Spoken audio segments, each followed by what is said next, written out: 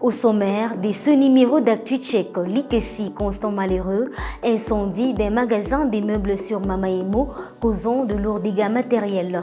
Et en politique, plus de 200 signatures déjà récoltées pour la pétition contre les présidents de l'Assemblée nationale, Vital Kamerhe, et son bureau par les députés nationaux, Crispin Bandoulé. Les détails à suivre dans ce numéro d'Actu Tchèque.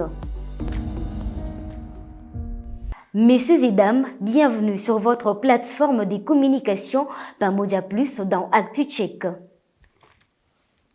À la une de l'actualité, la ville de l'IKESI a connu dans la nuit du 10 au 11 septembre 2025, aux alentours des 1h du matin, un cas d'incendie. Le magasin des meubles connu sous le nom de Yasmine, situé sur l'avenue Mamaemo, au centre-ville de l'IKESI, provoquant une inquiétude parmi les habitants de la ville. Notons que la ville de l'IKESI a connu un autre cas du genre à moins d'un mois. Aux autorités compétentes de prendre des dispositions afin de protéger la population. Et le fait continue toujours, Toujours à l'IKESI, après une année d'obscurité et d'incertitude, les habitants du quartier SNCC célèbrent avec joie l'installation d'un tout nouveau transformateur. C'est jeudi 11 septembre 2025, un moment historique qui marque les retours de l'énergie électrique pour cette communauté résiliente. Suivez les détails avec Louange Ilonga. Les habitants du quartier SNCC dans la commune d'Elikasi célèbrent l'installation d'un nouveau transformateur électrique qui a une capacité de 630 kVA. Un retour à la lumière après une année d'obscurité.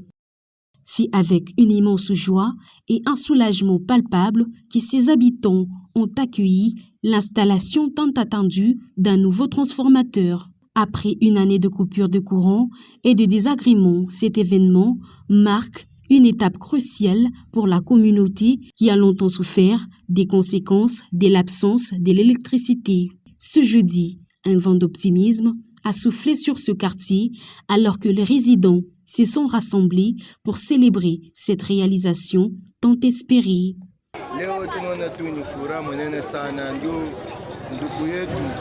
Presida wetu Chandagale Ngai yeye analeta tena transfer ya pili macho ya peuple yote naona ya sasa furaha sana. Mungu amwongezee kwa mashuku.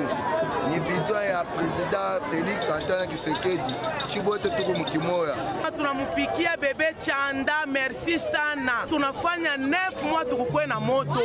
Tunalala munyumba mweushi, makonjelateur ndio neturishaka. Me makonjelateur netwalabika, transfer ya kwanza na kufa. Leo ya pili ntuleta ni kabala katawa transfer.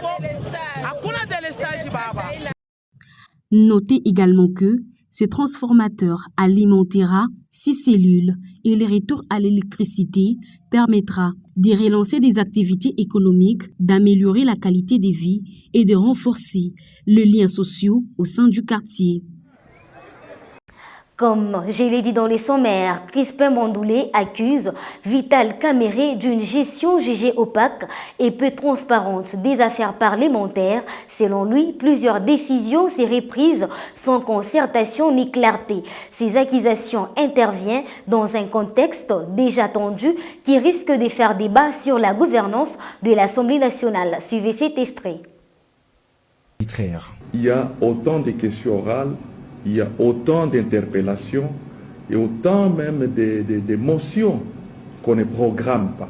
Et nous nous demandons si nous sommes venus juste faire le théâtre au sein de l'Assemblée nationale ou nous sommes venus légiférer et contrôler le gouvernement. Donc il y a autant d'erreurs et nous pensons qu'il est incompétent. Sa place aussi, c'est d'assister à notre bureau, voir comment on dirige l'Assemblée nationale. Moi, je suis dans l'Assemblée, ça fait déjà 15 ans, mais je n'ai jamais vu une pétition ou une motion où, à l'espace de 5 jours, et que vous réalisez 200 signatures. Jamais. Les députés sont fatigués de la gestion de Vital Kamerhe. Toujours sur ces mêmes chapitres, retenez que Augustin Kabouya annonce qu'il va consulter les présidents de la République Félix Tshisekedi pour donner la position de l'UDPS concernant la pétition des Crispins contre les bureaux de Vital Kamerhe. Merci de nous avoir suivis car informer, c'est donner le pouvoir de comprendre.